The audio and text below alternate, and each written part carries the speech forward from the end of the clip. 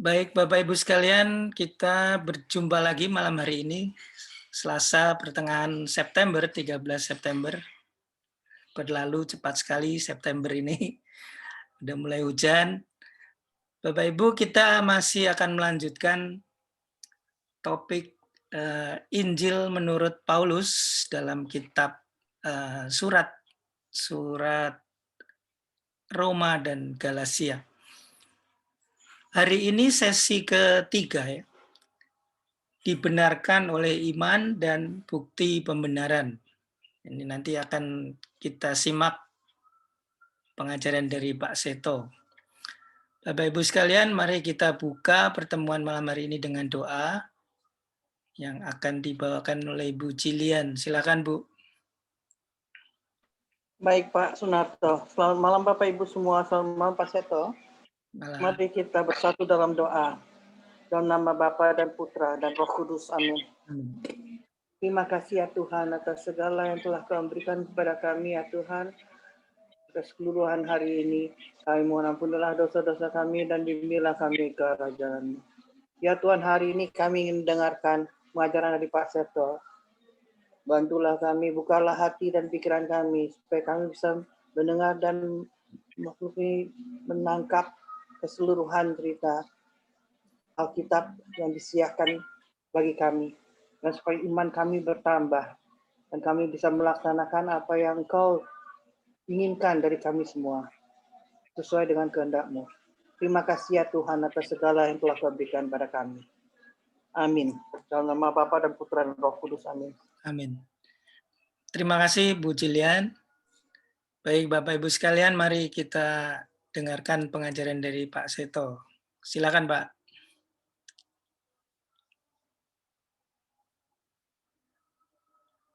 Yes. Silakan. Ya, terima kasih Pak. Selamat malam Ibu, Bapak, dan saudara-saudara. Ya, malam ini kita akan lihat satu tema yang bisa dikatakan menjadi hal yang pokok di dalam Injil yang diberitakan oleh Paulus. Jadi di pertemuan yang sebelumnya kita sudah melihat manusia, mau orang Yahudi, mau orang bukan Yahudi, semua ada dalam keadaan berdosa.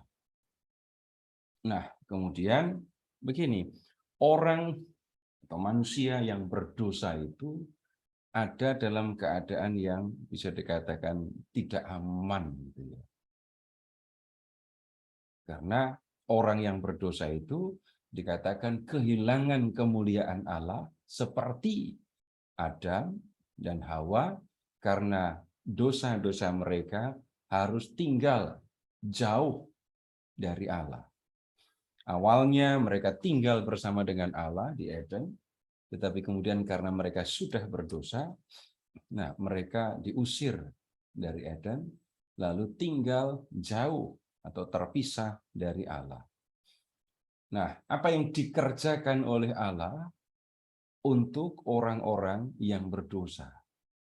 Nah, ini yang akan kita lihat dalam pertemuan malam hari ini, dan kita akan melihat teks dari surat Roma dan nanti juga dari surat Galatia.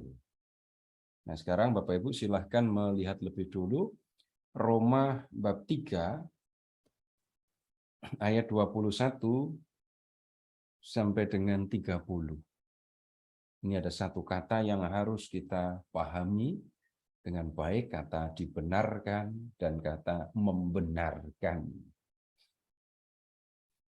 Ya, silahkan dipersiapkan teksnya, Roma bab 3 ayat 21. Tetapi sekarang tanpa hukum Taurat, kebenaran Allah telah dinyatakan seperti yang disaksikan dalam kitab Taurat dan kitab-kitab para nabi, yaitu kebenaran Allah karena iman dalam Yesus Kristus bagi semua orang yang percaya. Sebab tidak ada perbedaan, karena semua orang telah berbuat dosa dan telah kehilangan kemuliaan Allah. Dan oleh kasih karunia telah dibenarkan dengan cuma-cuma karena penebusan dalam Kristus Yesus. Kristus Yesus telah ditentukan Allah menjadi jalan pendamaian karena iman dalam darah-Nya. Hal ini dibuatnya untuk menunjukkan keadilannya, karena Ia telah membiarkan dosa-dosa yang telah terjadi dahulu pada masa kesabarannya. Maksudnya ialah untuk menunjukkan keadilannya pada masa ini supaya nyata bahwa Ia benar dan juga membenarkan orang yang percaya kepada Yesus. Jika demikian, apakah dasarnya untuk bermegah? Tidak ada. Berdasarkan apa? Berdasarkan perbuatan? Tidak. Melainkan berdasarkan iman. Karena kami yakin bahwa manusia dibenarkan karena iman. Dan bukan karena ia melakukan hukum Taurat. Atau adakah Allah hanya Allah orang Yahudi saja? Bukankah Ia juga adalah Allah bangsa-bangsa lain?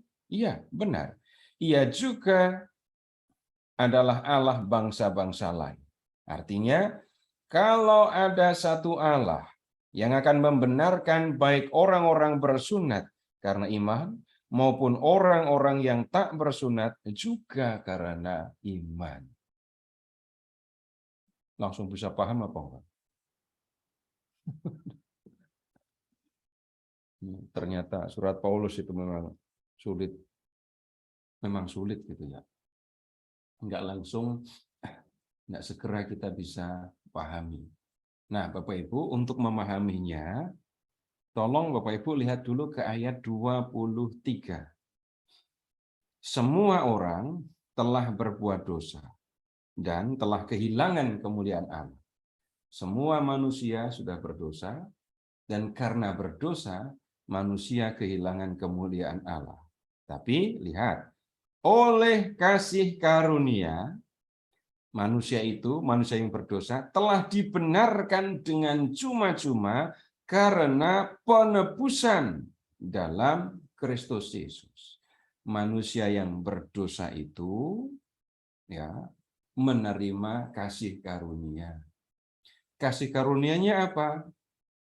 Dibenarkan karena penebusan yang dilakukan oleh Kristus Yesus.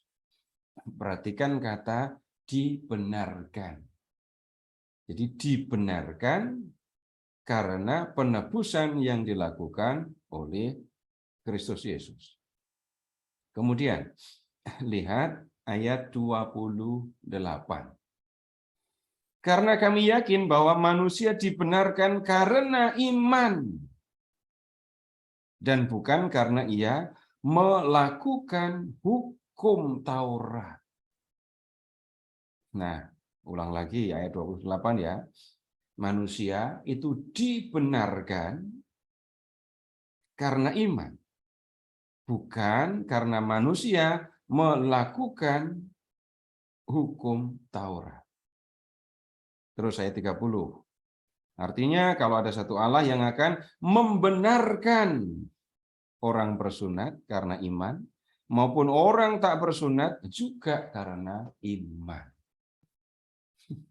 Nah, ini yang harus kita pahami, kata dibenarkan.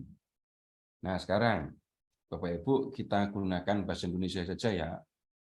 Kata dibenarkan ini beda dengan dibetulkan ya. Kalau dibetulkan itu tadinya salah, dikoreksi, diperbaiki sehingga menjadi betul. Tapi kalau mendengar kata dibenarkan, apa artinya? Arti umum saja yang Bapak Ibu pahami. Dibenarkan itu artinya apa? Dianggap benar. Dianggap benar, dipandang benar, atau dinyatakan ini yang benar. Begitu kan? Jadi begini, ini ilustrasi saja ya, karena supaya kita nggak jauh-jauh ilustrasinya. Kalau kita belajar Alkitab, gitu ya, mana yang akan dipandang benar? Belajar Alkitab ya, menggunakan Alkitab di handphone atau menggunakan Alkitab yang benar-benar kitab. Nah, itu kalimatnya jelas kan ya? Yang akan dianggap benar, yang akan dipandang benar, itu adalah yang namanya belajar kok. Ya, terutama yang menggunakan Alkitab, bukan Al-Gadget. Nah, kemudian contoh yang lain lagi. Bapak Ibu silahkan mencari contoh dah.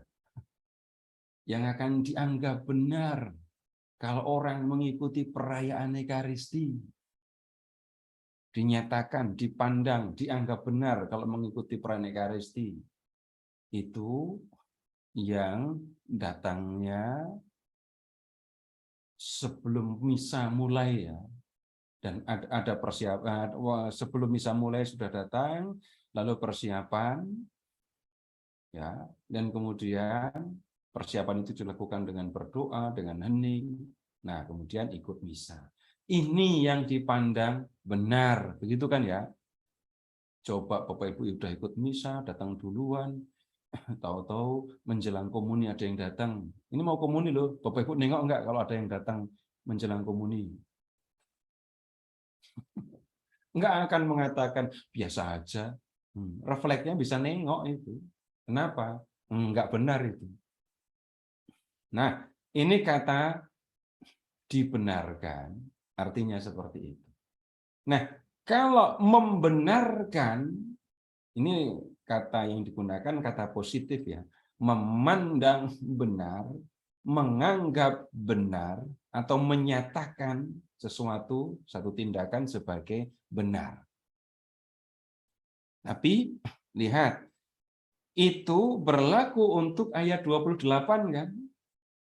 Manusia dibenarkan, dipandang benar jika ia beriman. Manusia dipandang benar oleh Allah kalau ia beriman. Nah, lihat, bukan karena ia melakukan hukum Taurat. Manusia dipandang benar oleh Allah kalau ia percaya, bukan kalau ia melakukan hukum Taurat. Atau lihat di ayat 30, Allah itu membenarkan orang Yahudi, orang bersunat, dan orang bukan Yahudi, orang tak bersunat, kalau mereka atau karena mereka itu percaya. Jadi percaya dulu, pokoknya ingat dulu kata percaya. Yang dipandang benar oleh Allah itu adalah orang yang percaya. Gitu ya. Nah, ini arti pertama, arti sederhana, arti yang sering kita gunakan kalau mendengar kata membenarkan atau dibenarkan. Tapi Bapak Ibu coba lihat ke ayat 24. Manusia yang berdosa itu dibenarkan dengan cuma-cuma karena penebusan dalam Kristus Yesus. Nah, ini kalau dikatakan dianggap benar karena penebusan, kayaknya aku agak sulit ya. Manusia itu dibenarkan karena penebusan. Ini enggak bisa arti dibenarkan yang sudah kita lihat ini tadi dipasang di sini. Sehingga arti dibenarkan di ayat 24 ini rupanya berbeda ya maknanya dengan yang kita lihat di ayat 28, kemudian juga di ayat 30 atau juga di ayat 26. Nah, untuk mengerti apa artinya dibenarkan karena penebusan, Bapak Ibu kita minta bantuan surat Kolose. Jadi silahkan membuka surat Kolose bab 1.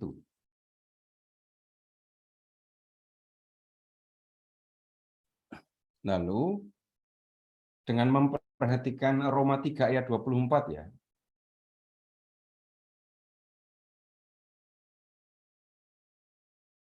Jadi di Roma 3:24, manusia yang berdosa itu dibenarkan dengan cuma-cuma karena penebusan dalam Kristus Yesus.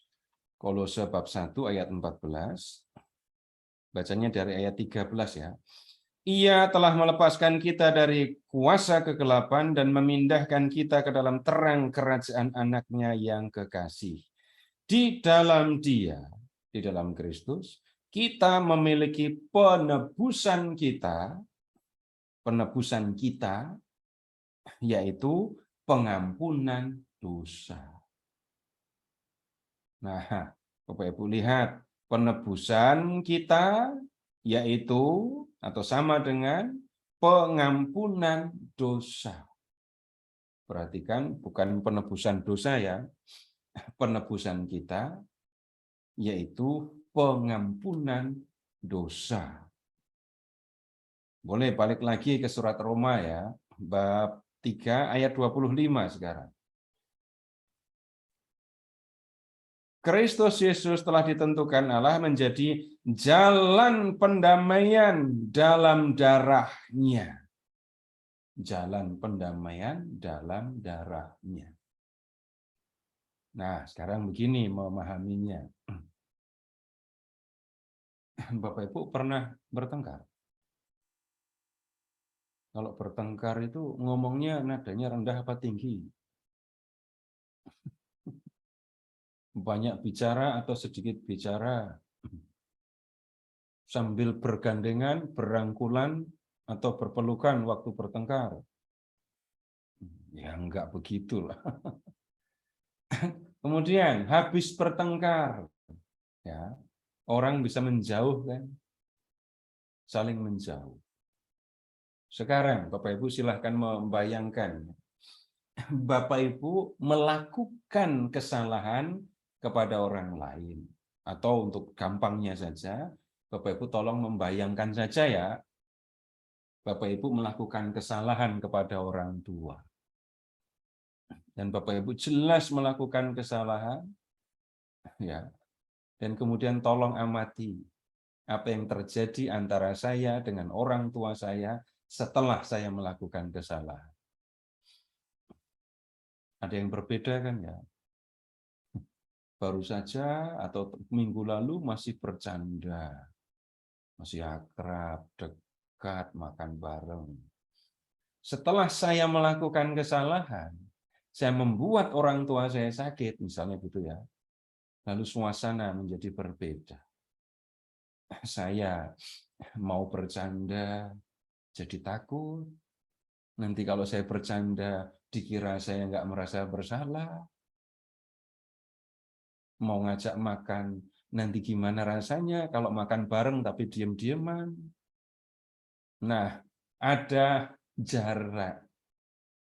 Karena saya sudah melakukan kesalahan. Nah, sekarang silahkan membayangkan. Saya bersalah.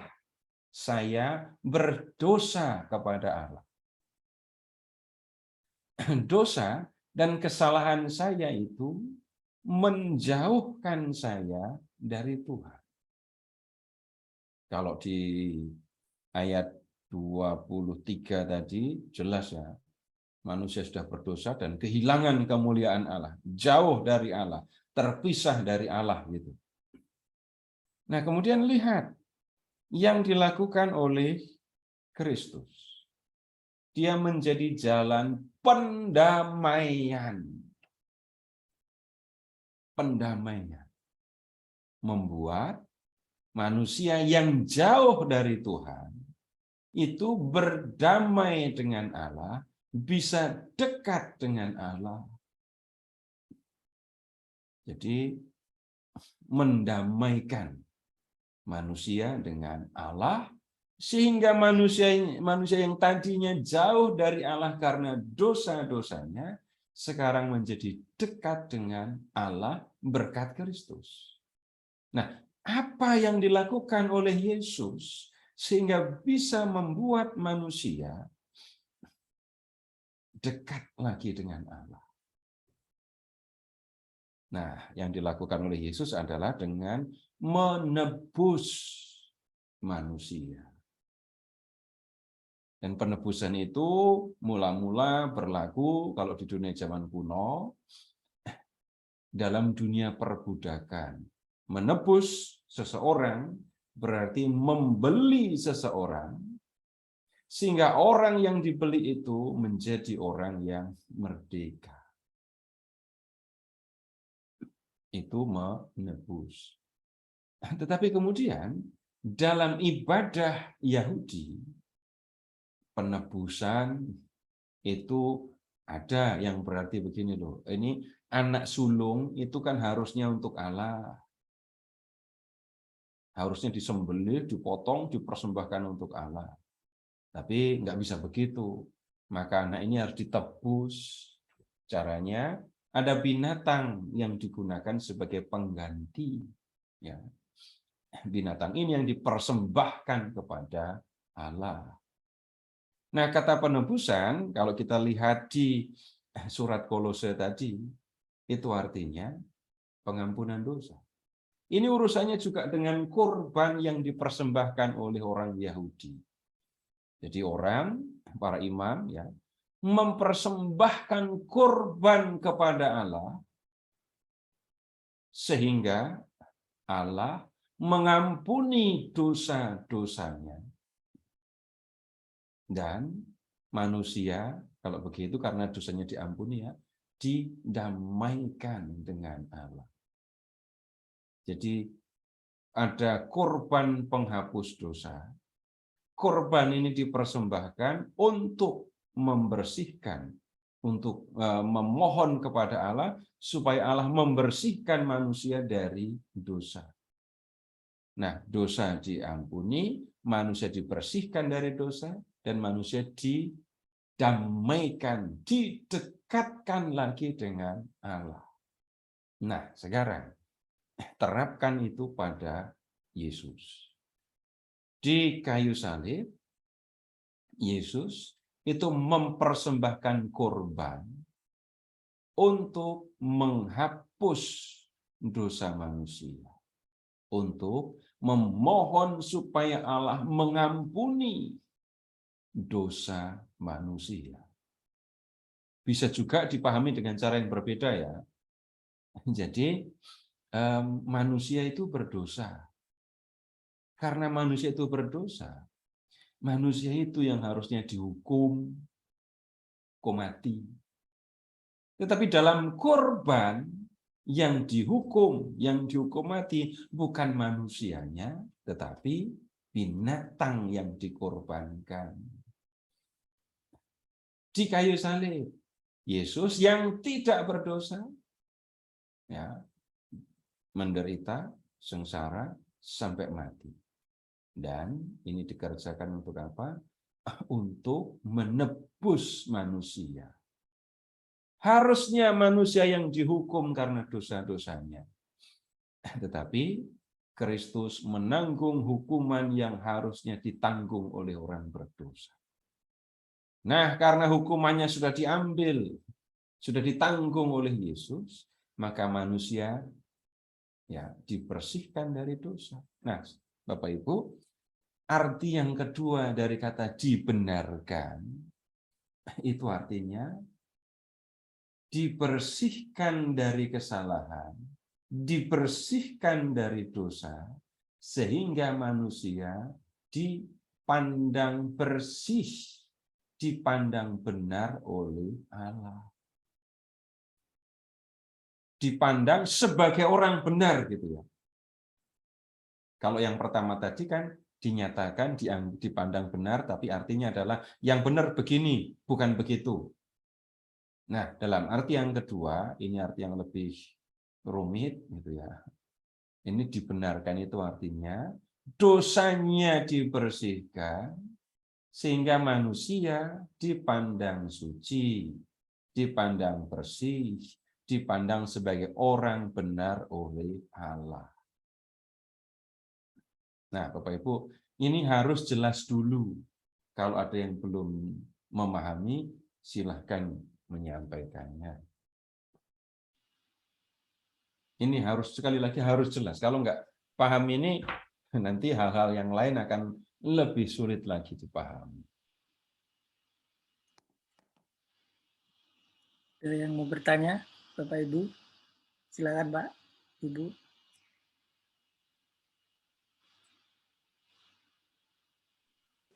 Ini saya ngomongnya udah pelan-pelan, semoga lebih gampang dimengerti ya.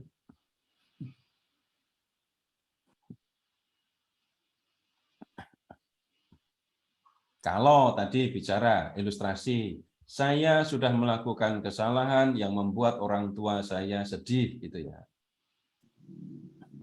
Lalu ada hubungan yang retak, hubungan yang tidak nyaman. Habis itu, ibu saya manggil saya, bapak saya manggil saya. Ya, mereka sudah tahu kalau saya merasa bersalah. Ketika dipanggil pun saya sudah tahu ini pasti urusannya dengan kesalahan saya.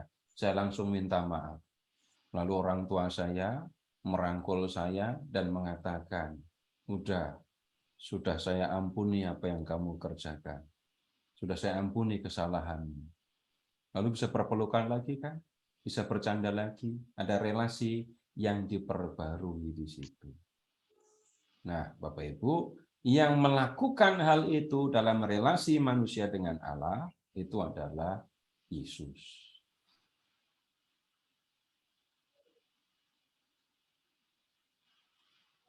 Putus.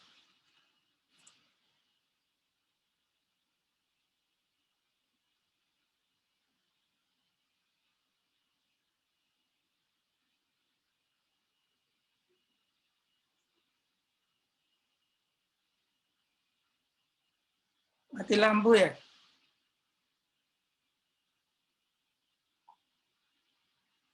Dosa-dosanya, ya, kehilangan kemuliaan Allah, tidak layak untuk tinggal dekat dengan Allah. Keadaan orang yang berdosa itu seperti keadaan Adam dan Hawa. Karena dosa-dosanya mereka harus pergi dari Eden, jauh terpisah dari Allah. Dan oleh kasih karunia orang berdosa itu telah dibenarkan dengan cuma-cuma karena penebusan dalam Kristus Yesus. Jadi orang yang berdosa itu mendapat perhatian dari Allah. Allah itu kemudian membersihkan manusia dari dosa dengan korban Kristus di kayu salib, ya. Dan korban Kristus di kayu salib itu maknanya bisa: satu, korban untuk menghapus dosa; dua, menanggung hukuman, menggantikan manusia yang berdosa yang harusnya dihukum. Nah, kemudian karena sudah dibersihkan oleh Kristus, ya, maka manusia dipandang suci, dipandang benar oleh Allah. Dan ini diberikan oleh Allah sebagai karunia. Ya, bukan usaha manusia, tetapi karena Allah yang mengerjakannya. Karena Bapak Ibu begini, nyatanya manusia tidak bisa membersihkan sesamanya dari dosa. Yang bisa membersihkan manusia dari dosa itu hanyalah Allah. Kristus telah ditentukan Allah menjadi jalan pendamaian karena iman dalam darahnya. Ya.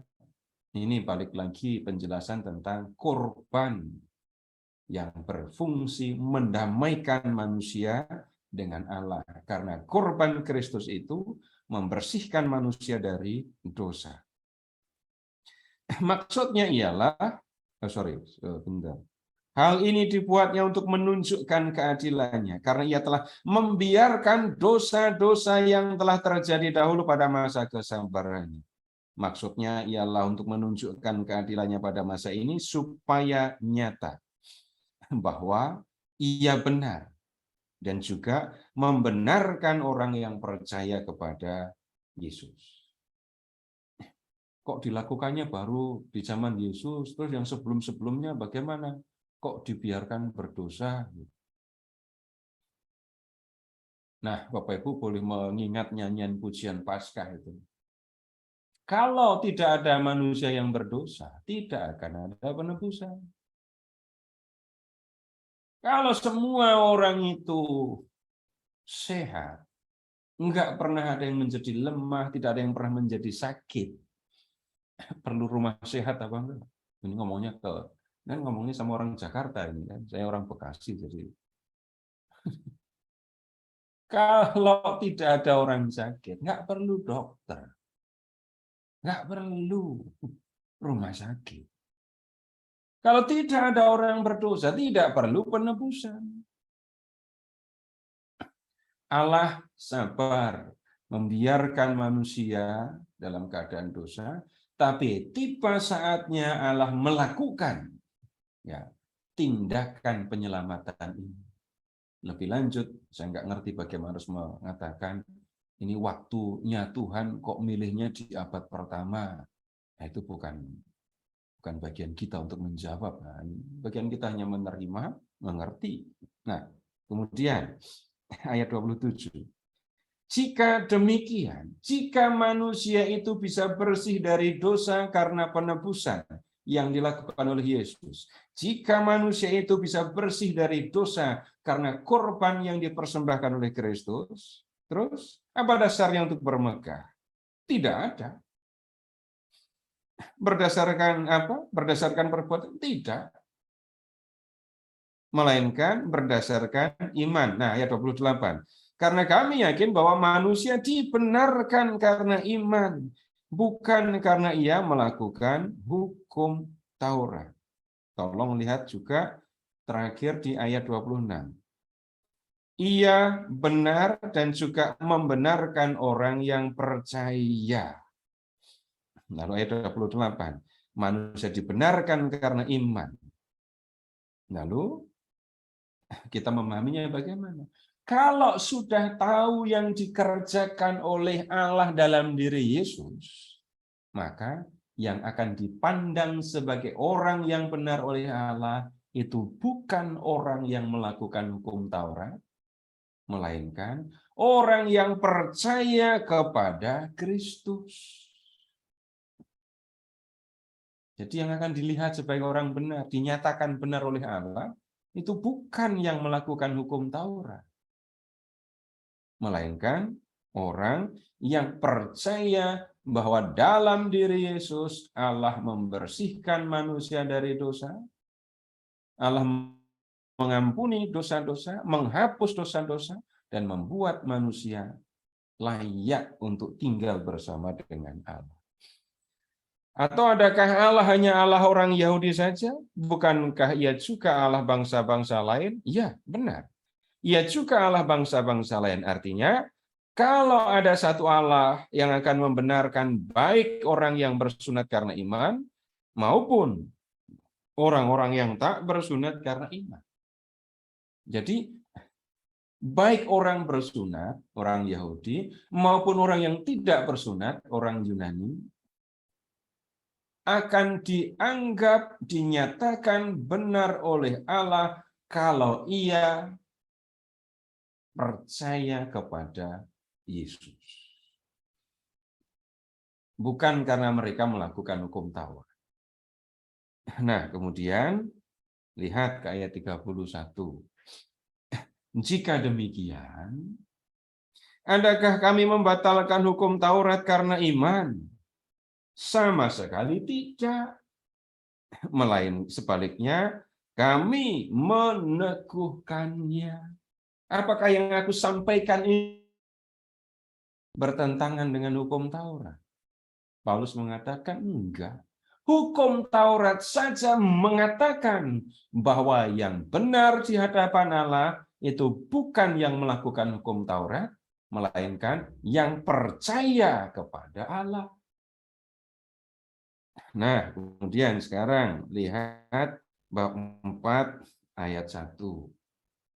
Jadi, Apakah kita katakan tentang Abraham, bapa leluhur jasmani kita? Sebab kalau ia dibenarkan karena perbuatannya, maka ia beroleh dasar untuk bermegah, tetapi tidak di hadapan Allah. Sebab, apakah dikatakan nas kitab suci? Lalu percayalah Abraham kepada Tuhan, dan Tuhan memperhitungkan hal itu kepadanya sebagai kebenaran. Perhatikan ayat 3. Percayalah Abraham kepada Tuhan, terus Tuhan memperhitungkan hal itu kepadanya sebagai kebenaran. Hal itu apa?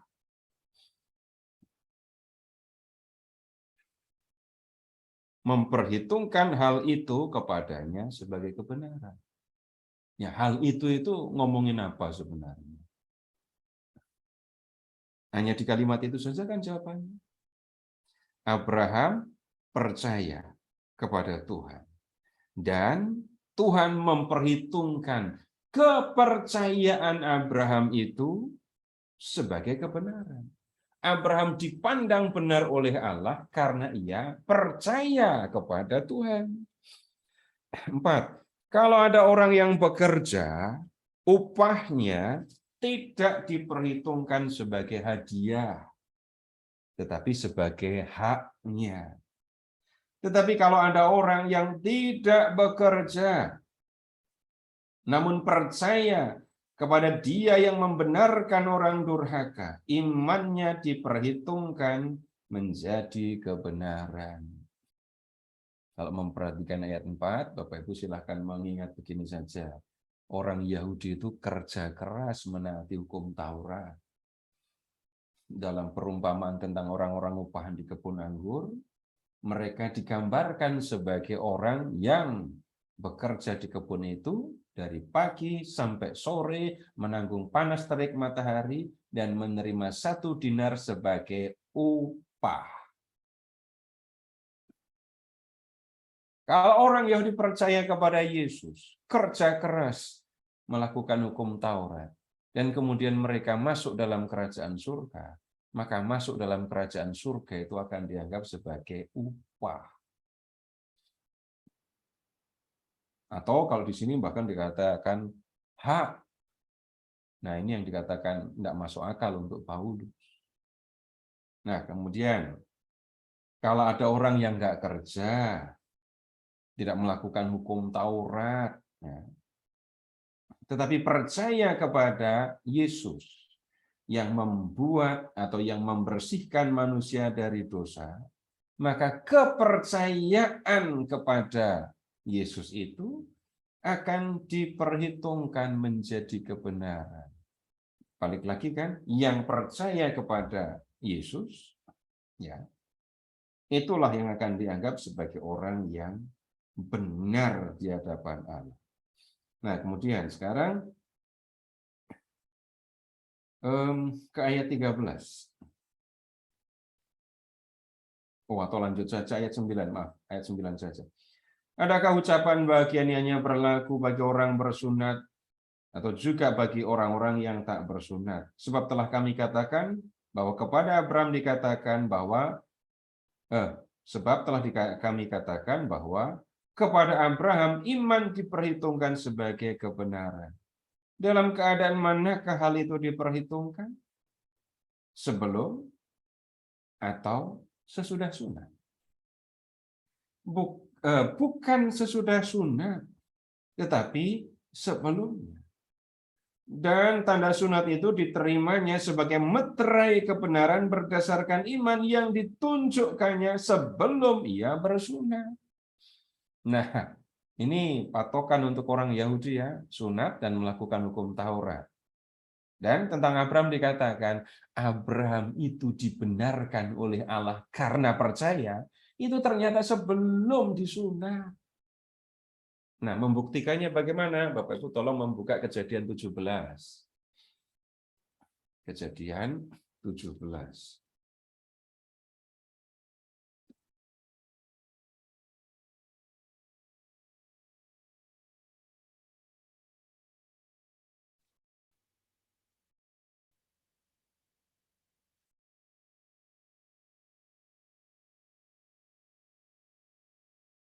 Ini bab 17.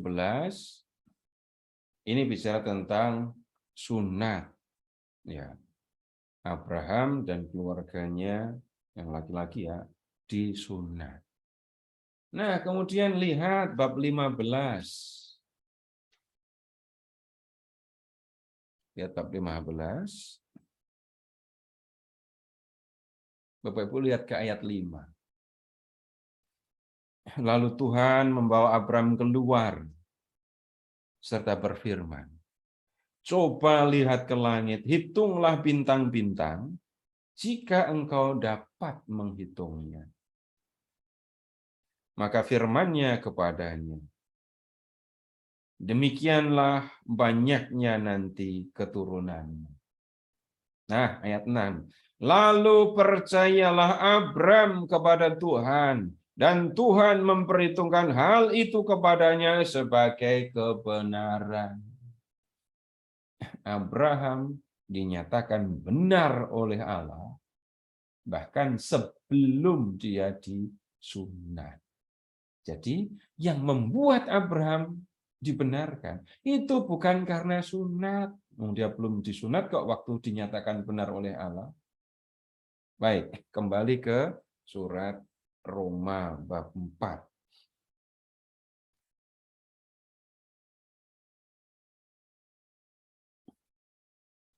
Kalimat kedua di ayat 11. Demikianlah ia dapat menjadi bapa semua orang percaya yang tak bersunat, supaya kebenaran diperhitungkan kepada mereka, dan juga menjadi bapa orang-orang bersunat, yaitu mereka yang bukan hanya bersunat, tetapi juga mengikuti jejak iman Abraham. Abraham percaya, dipandang benar oleh Allah sebelum disunat. Karena itu Abraham menjadi bapa baik bagi orang yang bersunat maupun orang yang tidak bersunat. Nah, kemudian ayat 13. Sebab bukan karena hukum Taurat telah diberikan janji kepada Abraham dan keturunannya bahwa ia akan memiliki dunia, tetapi karena kebenaran berdasarkan iman. Sebab jika mereka yang mengharapkannya dari hukum Taurat menerima bagian yang dijanjikan Allah, maka sia-sialah iman dan batalah janji itu. Abraham itu menerima janji. Ya, janji keturunan atau bangsa yang besar, janji negeri itu ya. Itu bukan karena Abraham melakukan hukum Taurat. Abraham menerima janji. Abraham percaya. Abraham dipandang benar oleh Allah dan Abraham kemudian menerima apa yang dijanjikan. Jadi Abraham menerima janji, menerima yang dijanjikan oleh Tuhan bukan karena melakukan hukum Taurat. Hukum Tauratnya belum ada kok. Nah, kemudian ayat 16. Itulah kebenaran berdasarkan iman supaya merupakan kasih karunia sehingga janji itu berlaku bagi semua keturunan Abraham, bukan hanya bagi mereka yang hidup dari hukum Taurat, tetapi juga bagi mereka yang hidup dari iman Abraham. Sebab Abraham adalah bapa kita. Seperti ada tertulis, engkau telah kutetapkan menjadi bapa banyak bangsa di hadapan Allah yang kepadanya ia percaya, yaitu Allah yang menghidupkan orang mati dan yang menjadikan dengan firman-Nya apa yang tidak ada menjadi ada. Nah, balik lagi ke kepercayaan Abraham ya. Ayat 18. Sebab sekalipun tidak ada dasar untuk berharap, namun Abraham berharap juga dan percaya bahwa ia akan menjadi bapa banyak bangsa. Menurut yang telah difirmankan, demikianlah banyaknya nanti keturunan. Imannya tidak menjadi lemah walaupun dia mengetahui bahwa tubuhnya sudah sangat lemah karena usianya telah kira-kira 100 tahun dan bahwa rahim Sarah telah tertutup. Tetapi terhadap janji Allah, ia tidak bimbang karena ketidakpercayaan, malah ia diperkuat dalam imannya dan ia memuliakan Allah dengan penuh keyakinan bahwa Allah berkuasa untuk melaksanakan apa yang telah dijanjikannya. Nah, sekarang begini, perhatikan kepercayaan Abraham ya. Abraham akan menjadi bapa banyak bangsa. Janji itu sebenarnya sudah tidak masuk akal untuk Abraham. Karena lihat, Abraham sudah berumur 100 dan ya keadaan Sarah juga sudah sangat tua. Mustahil mereka punya anak. Mustahil kalau begitu mereka bisa melahirkan banyak bangsa. Walaupun keadaannya seperti itu, lihat, Abraham berharap dan percaya. 19, imannya tidak menjadi lemah walaupun dia mengetahui bahwa tubuhnya sangat lemah. Nah, kemudian yang berikutnya, kenapa Abraham punya kepercayaan yang seperti ini? Dia tahu, dia percaya bahwa Allah itu berkuasa, Allah itu bisa menghidupkan orang mati dan membuat yang tidak ada menjadi ada, gitu ya. Nah, kemudian sekarang lihat ke ayat 22. Karena itu hal ini diperhitungkan kepadanya sebagai kebenaran. Kata-kata ini, yaitu hal ini diperhitungkan kepadanya, tidak ditulis untuk Abraham saja, tetapi ditulis juga untuk kita. Sebab kepada kita pun telah Allah memperhitungkannya karena kita percaya kepada Dia yang telah membangkitkan Yesus Tuhan kita dari antara orang mati, yaitu Yesus yang telah diserahkan karena pelanggaran kita dan dibangkitkan karena pembenaran kita. Jadi pernyataan bahwa hal itu diperhitungkan kepadanya, bahwa orang yang dipandang benar oleh Allah itu adalah orang yang percaya kepadanya, tidak berlaku hanya untuk Abraham, tetapi juga berlaku untuk semua orang yang lain. Yang percaya kepada Allah, yang menyatakan diri dalam diri Yesus, yang percaya kepada Allah yang mengutus Yesus untuk membersihkan manusia dari dosa, itu yang akan dipandang benar oleh Allah. Baik, sampai di sini apakah ada yang mau disampaikan?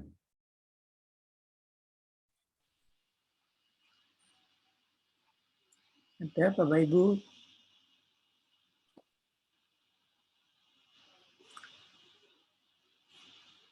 Boleh Pak. Silakan Pak. Selamat malam. Pak, ini yang terakhir ini Pak, bisa tolong diperjelas Pak. Dibangkitkan karena pembenaran kita, itu maksudnya bagaimana Pak? Terima kasih. Nah, yang penting dulu, yang saya sampaikan, gagasan umumnya sudah dipahami atau belum? Itu yang penting dulu. Kalau yang detailnya saya bisa tambahkan, tetapi begini, yang apa namanya, yang utama yang saya sampaikan tentang pembenaran, dibenarkan, kemudian Abraham itu bukti bahwa orang yang percaya adalah yang dibenarkan oleh Allah. Ini dipahami dulu ya, atau sudah dianggap Pak Seto, maaf Pak, dianggap paham? Saya agak masih belum jelas bagaimana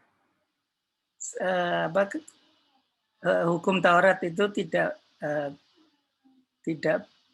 dihapus, bukan dihapus oleh percaya kepada Yesus itu, tapi apa ya Pak ininya, apa namanya?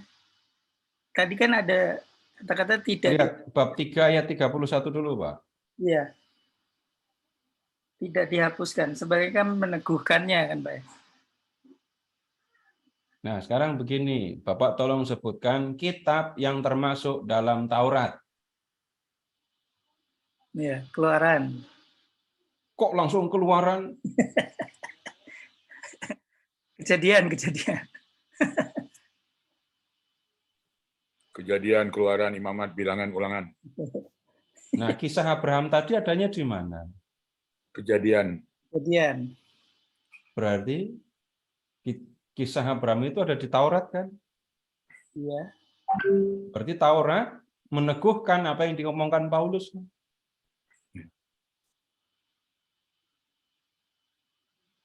Oh. Paulus mengatakan, yang dipandang benar oleh Allah itu adalah yang percaya kepada Yesus. Yang dipandang benar oleh Allah itu adalah yang percaya kepada Allah. Nah, gitu ya. Ternyata yang kayak gitu sudah diomongkan dalam Taurat gitu. Diomongkan bagaimana? Taurat itu dari Kejadian sampai Ulangan. Nah, kemudian ada kisah Abraham di bab 17 kitab Kejadian. Abraham dipandang benar oleh Allah karena Abraham percaya kepada Allah. Abraham dipandang benar karena percaya kepada Allah. Nah, ini yang dikutip, yang diambil oleh Paulus. Jadi, hukum Taurat ternyata mengajarkan yang sama. Ya, intinya percaya kepada Allah itu, Pak ya. Saya tidak pakai kata inti, Pak. Nanti kalau saya pakai inti, langsung dua penutup nanti, Pak. Selama Bapak belajar bersama saya, tolong diingat-ingat kapan saya pakai kata intinya. Tidak pernah saya pakai kata itu. Boleh diulang rekaman semuanya. Kalau saya mengatakan inti, itu hanya satu kali. Kalau sudah bicara Alkitab, inti itu adalah Yohanes bab 3 ayat 16. Dah itu inti beneran. 16. Yang ngomongin diskusi yang lain, mau perikop, mau kitab, saya tidak pernah menggunakan kata inti. Karena kalau sudah pegang inti, berarti yang lain seolah-olah jadinya nggak perlu nanti. Iya. Ya, begitu Pak. Terima kasih, Pak. Silakan yang lain. Klarifikasi yang ini dulu, karena saya khawatir untuk banyak di antara Bapak Ibu yang melihat apa yang saya sampaikan, apa yang kita pelajari ini sesuatu yang baru. Saya ngomongnya pun pelan-pelan dari tadi. Bukan meremehkan, enggak, tapi saya udah tanya kan, setelah membaca perikop langsung pada ngerti apa enggak? Ternyata enggak. Ya udah, ya itu contohnya. Silakan yang lain lagi, ini klarifikasi yang gagasan utamanya dulu. Ada banyak detail yang saya tidak singgung, itu iya.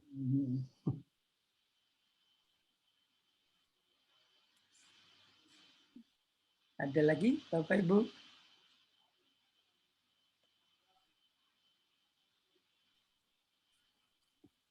Udah, yakin?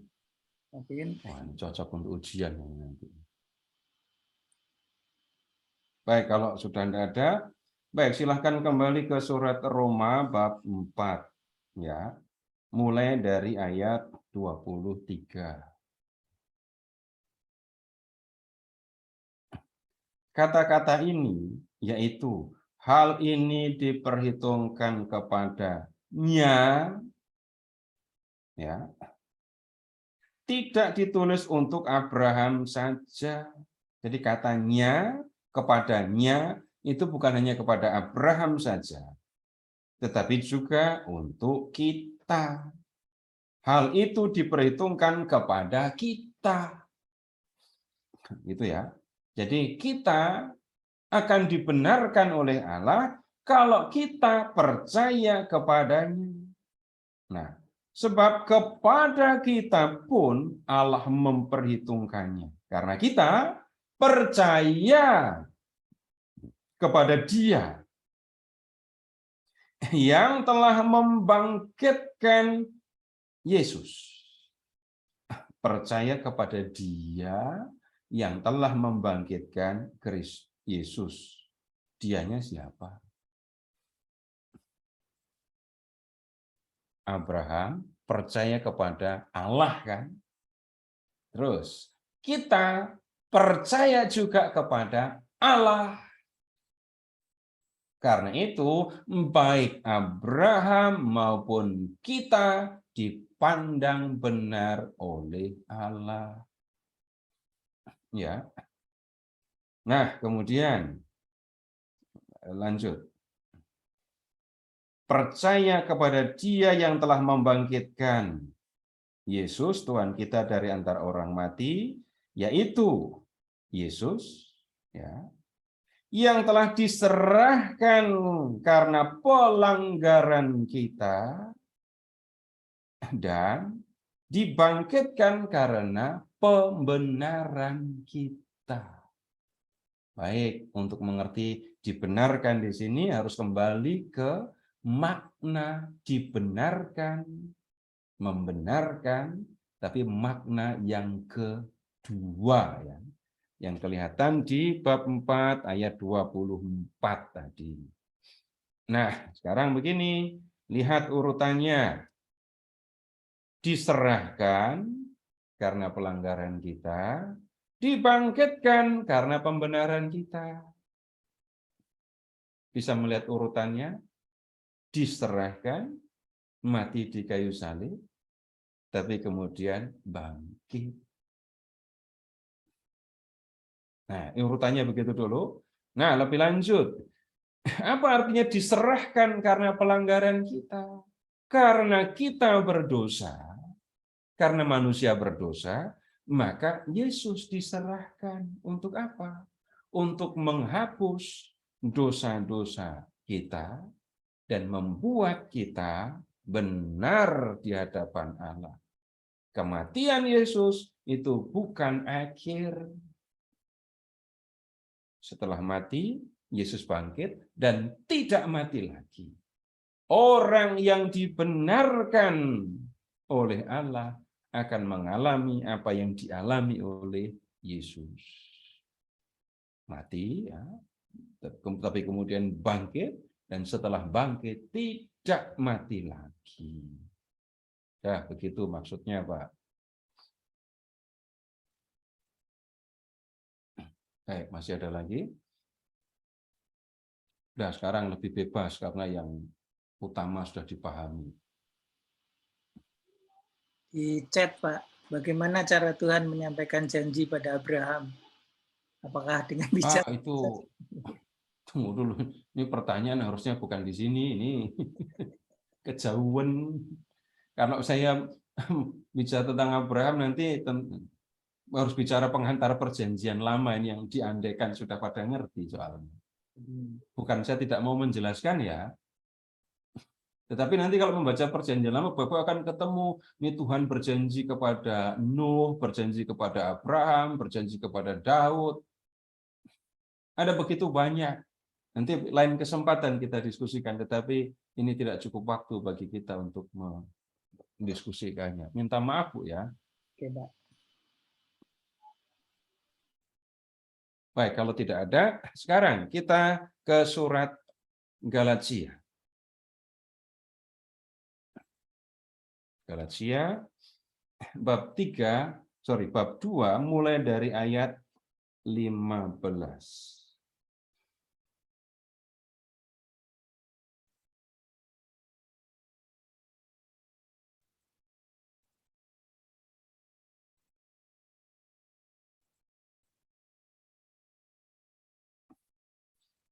Menurut kelahiran, kami adalah orang Yahudi dan bukan orang berdosa dari bangsa-bangsa lain. Kamu tahu bahwa tidak seorang pun yang dibenarkan oleh karena melakukan hukum Taurat, tetapi hanya oleh karena iman dalam Kristus Yesus.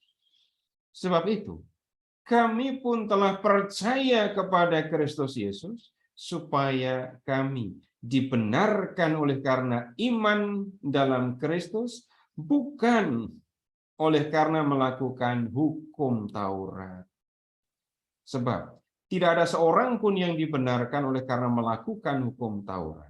Tetapi jika kami sendiri, sementara kami berusaha untuk dibenarkan dalam Kristus, ternyata adalah orang-orang berdosa, Apakah hal itu berarti bahwa Kristus adalah pelayan dosa?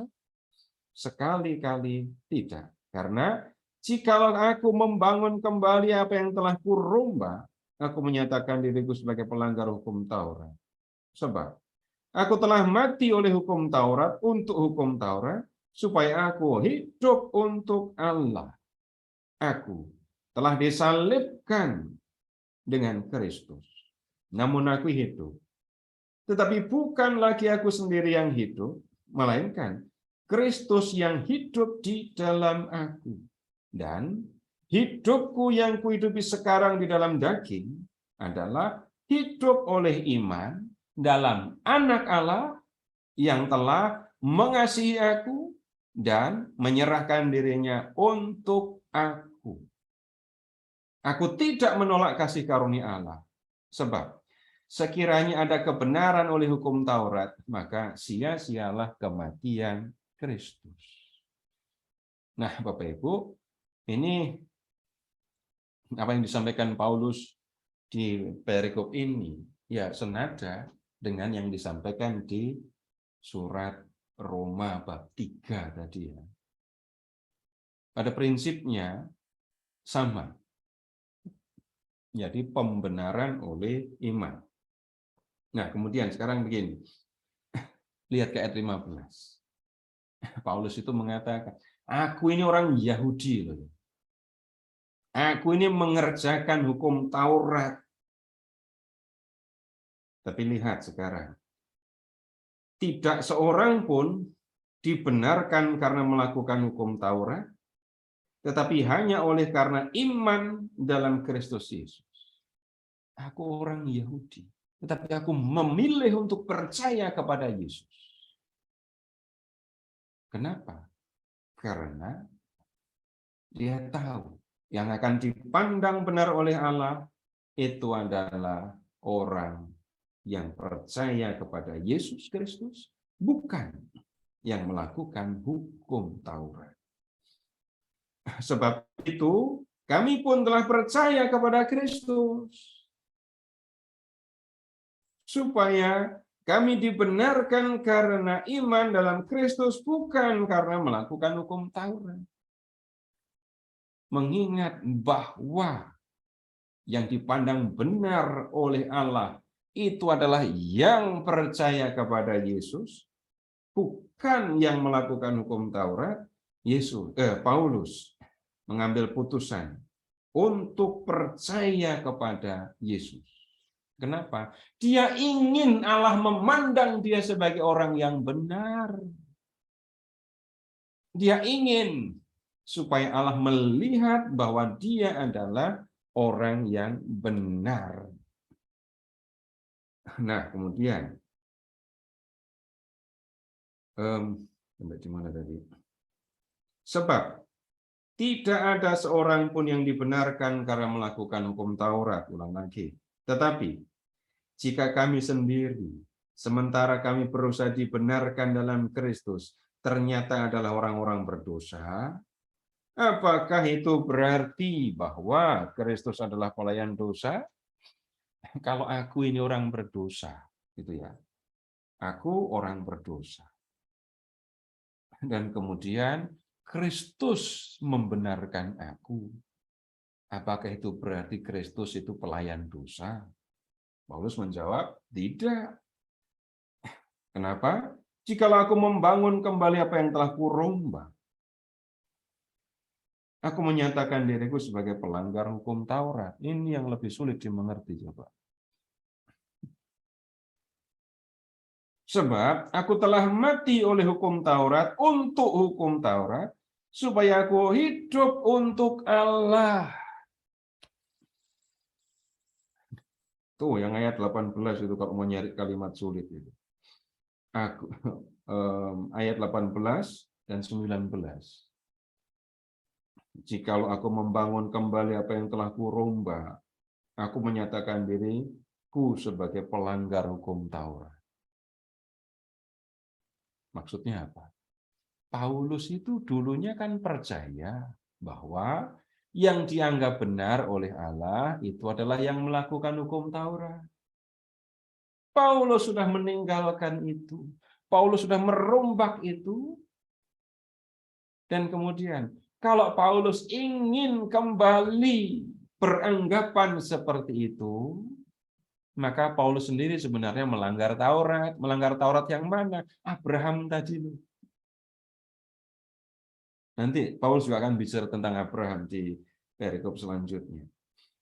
Aku telah mati oleh hukum Taurat untuk hukum Taurat, supaya aku hidup untuk Allah. Lebih pusing lagi baca ini. Kalau mau bahasa lugas dan singkat, aku tidak menggantungkan diriku pada Taurat lagi. Aku tidak hidup untuk melakukan hukum Taurat lagi. Kalau memakai bahasa Paulus yang di surat Filipi, ingat, semua yang dulu dianggap sebagai keuntungan, sekarang dia anggap rugi setelah kenal dengan Kristus. Apa yang dianggap sebagai kerugian oleh Paulus? Yaitu kerja keras menaati hukum Taurat itu. Nah, kemudian sekarang Paulus memilih untuk hidup bagi Allah. Caranya percaya kepada Yesus. Dan kemudian membaktikan, menggunakan hidupnya untuk Allah. Lihat. Aku telah disalibkan dengan Kristus. Namun aku hidup. Tetapi bukan lagi aku sendiri yang hidup, melainkan Kristus yang hidup dalam aku. Dan hidupku yang kuhidupi sekarang di dalam daging adalah hidup oleh iman dalam Anak Allah yang telah mengasihi aku dan menyerahkan dirinya untuk aku. Nah, ini kalau mau bicara tentang isi kepercayaan Paulus yang harusnya juga menjadi isi kepercayaan orang Kristiani. Anak Allah mengasihi aku dan menyerahkan dirinya untuk aku. Nah, Paulus melihat begini, korban Kristus di kayu salib yang sesungguhnya berlaku untuk manusia, ya, itu oleh Paulus dianggap, dirasakan sebagai pengalaman pribadi. Bapak Ibu sekarang tolong jawab jujur ya. Jujur.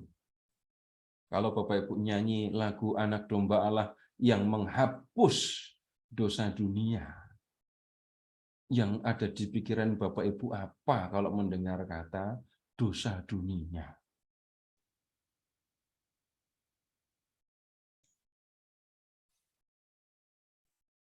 Dosa semua manusia yang ada di dunia, gitu ya. Dosa semua manusia yang hidup di dunia, dosa dunia. Tapi Bapak Ibu tolong mengingat doa tobat ya.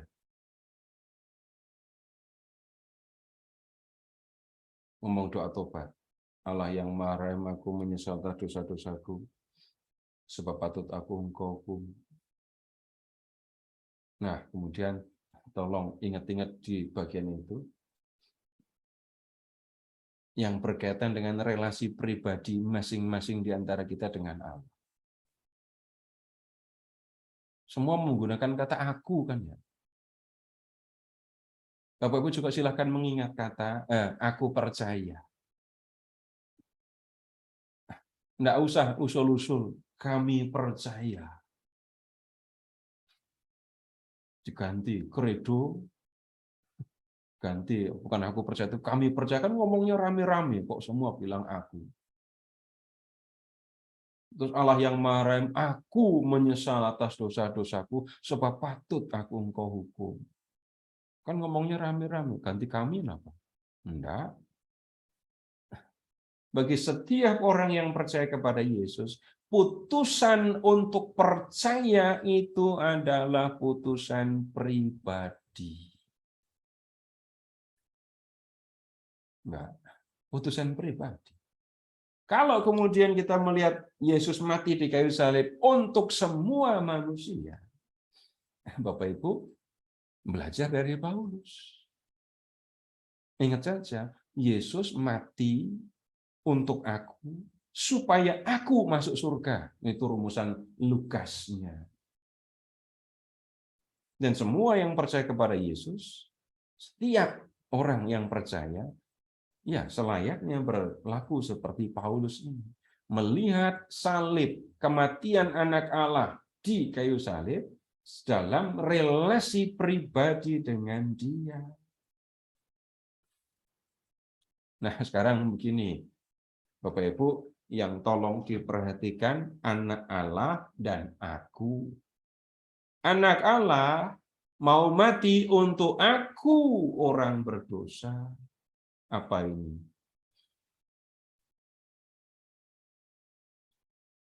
Anak Allah mati supaya aku selamat. Pilih mana? Berilah kami rezeki pada hari ini atau yang ini? Ini saya ngomong pakai bahasanya atau gayanya para rabi. Melihat mana yang lebih penting. Melihat mana yang lebih utama. Kalau berdoa atau mengucap syukur, mana yang lebih pantas disyukuri? Mana yang syukurnya lebih besar?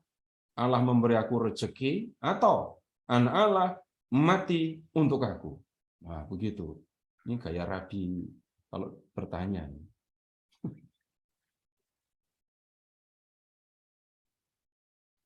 Ya, dalam hal ini korban Yesus, kematian anak Allah itu menyangkut nasibku setelah hidup di dunia berakhir, kan?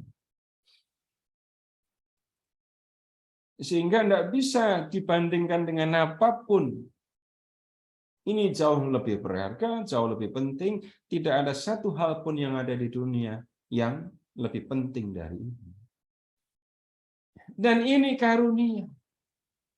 Bapak Ibu begini, saya ngomong fantasi ini ya. Kalau Bapak Ibu ya diberi uang 2.000, Bapak Ibu kita akan mengatakan 2.000 ya kasih aja gitu kan ya. Tapi kalau Bapak Ibu diberi 1 kilo emas, Bapak Ibu akan bisa kan mengatakan ini emas 1 kilo cuma diberi gitu ya. Sesuatu yang sangat berharga tapi hanya diberikan.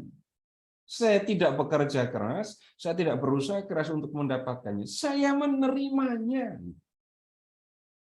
Anak Allah menyerahkan dirinya untuk aku, ya, supaya aku memperoleh hidup yang kekal. Kalimat berikutnya, aku tidak menolak kasih karunia Allah. Aku tidak menolak ketika Allah, anak Allah, mati untuk menyelamatkan aku. Nah, kemudian, sebab sekiranya ada kebenaran oleh hukum Taurat, maka sia-sialah kematian Kristus. Paulus sudah tahu siapa Kristus.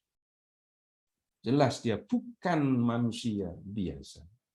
Tapi di ayat sebelumnya dia sudah mengatakan dia adalah anak Allah. Kalau sampai anak Allah menjadi manusia, mati di kayu salib, ya, dan kemudian enggak apa-apa, orang bisa kok dibenarkan dengan melakukan hukum Taurat. Lalu simpulannya, oh berarti ya sia-sia Kristus mati di kayu salib. Tapi Paulus sama sekali tidak berpikir dengan cara yang seperti itu. Kematian Kristus di kayu salib itu kematian yang begitu bernilai karena memberikan hidup yang kekal itu tadi. Nah, kemudian sekarang kita beralih, ya. Sudah.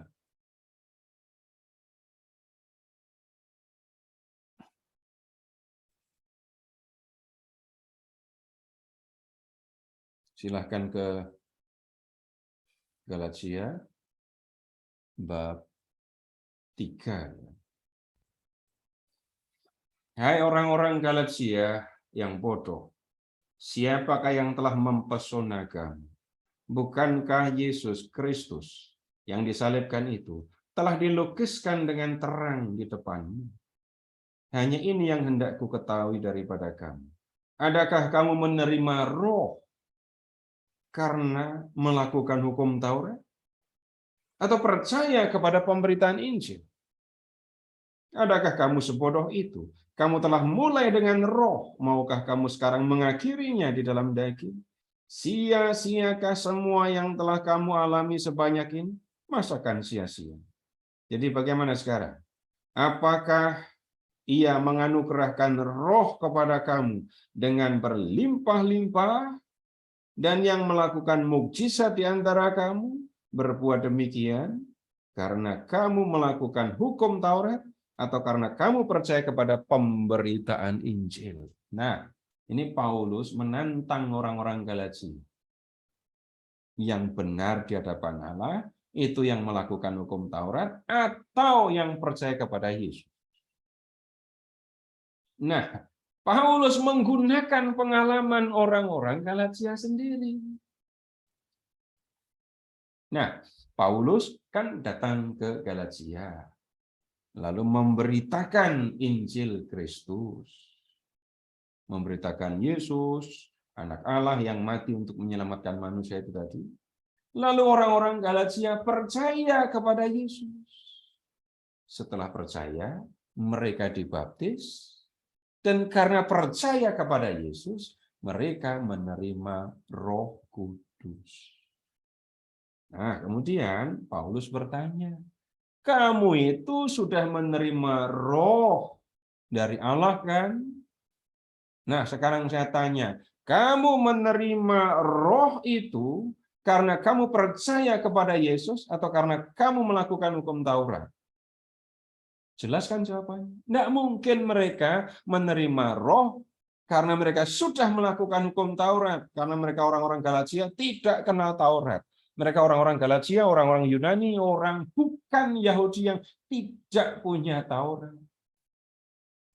Jadi pengalaman orang-orang Galatia sendiri menunjukkan yang benar di hadapan Allah itu adalah yang percaya kepada Yesus. Dan Paulus juga mengutip atau mengambil pengalaman lain. Ayat 5. Orang-orang Galatia rupanya juga mengalami mukjizat yang dikerjakan oleh Allah.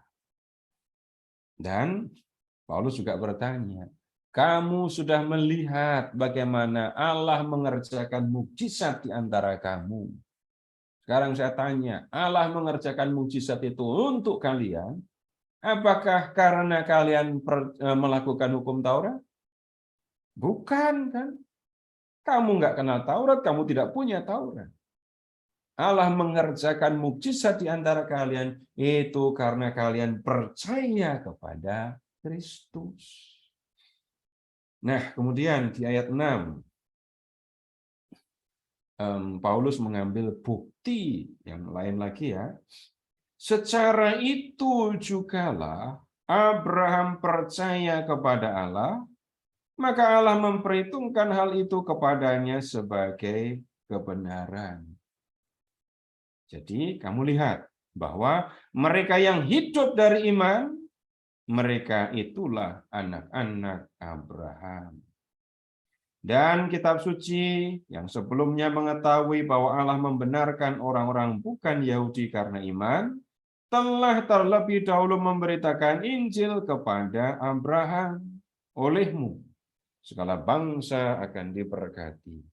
Jadi mereka yang hidup dari iman, merekalah yang diberkati bersama-sama dengan Abraham yang beriman itu.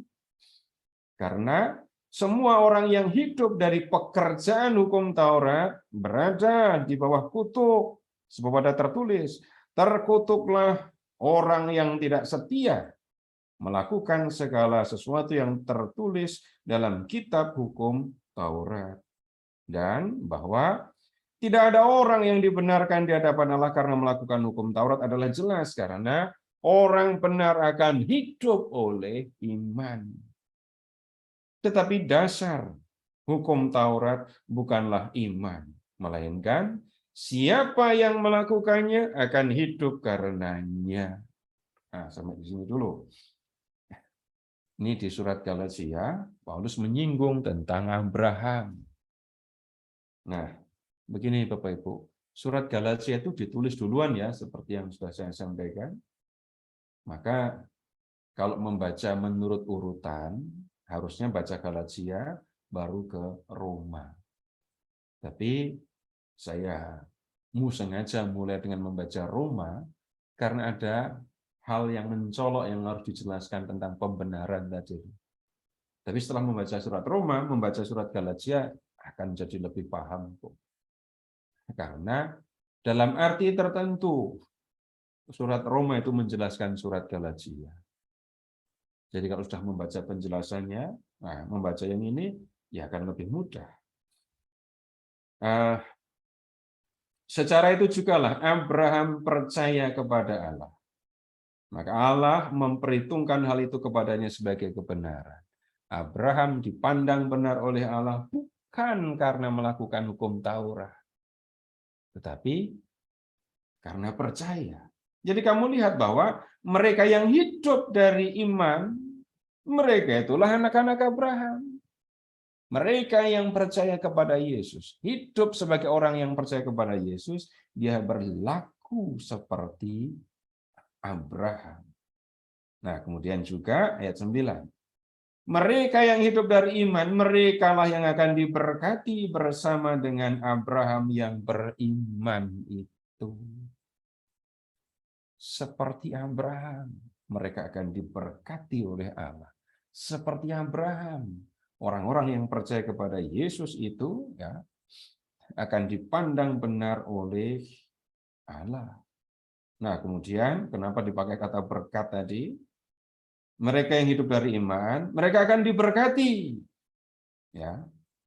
Tapi kalau orang merasa atau percaya akan dibenarkan kalau melakukan hukum Taurat, ingat ya, semua orang yang hidup dari pekerjaan hukum Taurat berada di bawah kutuk, berada di bawah ancaman. Nah, Bapak Ibu, ini ya, tapi ini ilustrasinya untuk atau mengandaikan Bapak Ibu tolong membayangkan diri bawa mobil di tol dan biasa ngambil lajur darurat gitu ya. Bayangkan itu, jangan lakukan, hanya bayangkan saja. Sekarang tolong mengingat, kalau masuk lewat jalan tol, lewat lajur darurat, ada was-was apa enggak? Kalau memang sudah tidak was-was, memang biasa beneran itu.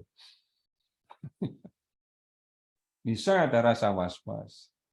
Jadi kalau aku lewat jalan tol, aku akan ikuti lajur yang benar. Begitu aku masuk lajur darurat, bisa jadi nanti dapat tilang elektronik, atau kalau beruntung ya, nanti ditemani polisi, didekati, diajak ngobrol gitu ya. Orang yang melakukan hukum Taurat ada dalam bahaya seperti itu. Lakukan hukum Taurat, detail, lengkap. Ya. Kalau sampai orang tidak setia melakukan segala sesuatu yang tertulis dalam hukum Taurat, maka dia ada di bawah ancaman. Kamu tidak setia, kamu tidak taat, kamu siap-siap terima kutuk hukuman dari Allah. Nah, itu alasannya kenapa Bapak Ibu kok Paulus tiba-tiba nyebut kutuk hukum Taurat. Lihat ayat 9. Mereka yang hidup dari iman, merekalah yang diberkati. Mereka yang akan menerima kebaikan Allah. Orang yang percaya kepada Allah, orang yang percaya kepada Yesus, mereka diberkati. Mereka akan menerima yang baik dari Allah.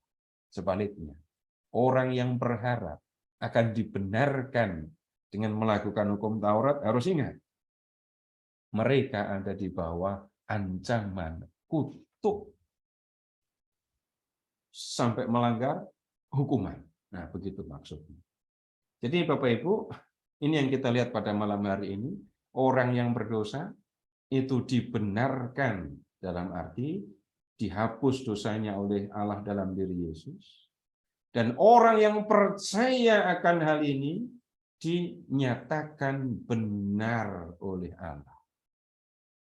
Diulang, yang benar di hadapan Allah adalah yang percaya kepada Allah, bukan yang melakukan hukum Taurat. Nah, dengan cara seperti ini Bapak Ibu, kita bisa melihat bagaimana Paulus ya itu menjelaskan, menunjukkan ini kabar baiknya itu kayak gini ini. Ini kabar baik untuk orang berdosa yang terancam oleh kematian, yang terancam oleh hukuman, terpisah dari Allah. Ini kabar baiknya. Dan untuk mengerti kabar baik, memang kita harus mengerti situasi yang kita hadapi ya. Bapak Ibu tunggu lagi ya, sebentar lagi itu GoFood datang. Nah, kalau mendengar kabar yang seperti itu, yang lapar, seneng kan? Tapi kalau yang nggak lapar, atau yang dia yang nggak mau makan malam, wah biasa aja, nggak ada rasa apa-apa. Tapi untuk yang ada masalah dengan perut, lapar maksudnya, itu gembira beneran. Kalau ada orang sakit, kemudian ada kabar dokter itu hebat, senang itu. Kalau ada orang yang sadar bahwa dia adalah orang berdosa, dan kemudian sadar juga bahwa orang berdosa itu ada di bawah bayang-bayang kematian. Atau kalau orang berdosa itu ingat bahwa hidup ini akan berakhir, dan orang berdosa itu berpikir tentang nasibnya sesudah hidup di dunia ini berakhir, mendengar kabar tentang Yesus. Allah dalam diri Yesus mengasihi manusia, senang sekali mendengar kabar ini. Nah, kabarnya sekarang Bapak Ibu sudah 8:30. Terima kasih, selamat malam. Baik Pak Seto. Waktu juga ya Pak yang memisahkan kita. Bapak Ibu, terima kasih Pak Seto. Malam hari ini kita disadarkan ya. Jangan kita takut melakukan sesuatu karena mau dihukum gitu ya. Tapi percaya saja bahwa kita ini orang berdosa dan Yesus Allah lah yang memberi pengampunan kepada kita. Baik, Bapak Ibu sekalian, masih ada sesi berikutnya. Minggu depan kita ikuti terus Pak Paulus ini. Kita tutup pertemuan malam hari ini dengan doa. Silakan Bu Jillian. Oke. Marilah Bapak Ibu kita masuk dalam doa, dalam nama Bapa dan Putra dan Roh Kudus. Amin. Terima kasih ya Tuhan atas segala yang telah Kau berikan kepada kami semua ya Tuhan. Terima kasih atas pengajaran dari Pak Seto untuk kami semua, supaya iman kami bertambah dalam lagi dan lebih mengerti atas maksud dan kehadiran-Mu dalam dunia ini ya Tuhan. Kami mohon ampunilah dosa-dosa kami ya Tuhan. Dan kami mohon terima kasih juga atas anugerah yang Kau sediakan anak-Mu yang tunggal untuk menghapus dosa dunia, dosa kami semua. Kami serahkan seluruh jiwa kami ke dalam tangan-Mu. Ubahlah kami sesuai dengan kehendak-Mu ya Tuhan, karena hanya Engkau-lah Tuhan dan Allah kami. Terima kasih Bapa, terima kasih Tuhan, terima kasih Yesus, terima kasih Roh Kudus, terima kasih Bunda Maria, terima kasih para Rasul Roh Kudus, terima kasih Santo Pio. Amin. Dalam nama Bapa dan Putra dan Roh Kudus. Amin. Terima kasih. Terima kasih Pak Seto, terima kasih Pak Sunarto, terima kasih Bapak Ibu semua. Ya, terima kasih Pak Seto. Terima kasih Pak Seto, Bapak Ibu semua. Selamat malam. Terima kasih semuanya. Selamat malam, sampai jumpa waktu depan.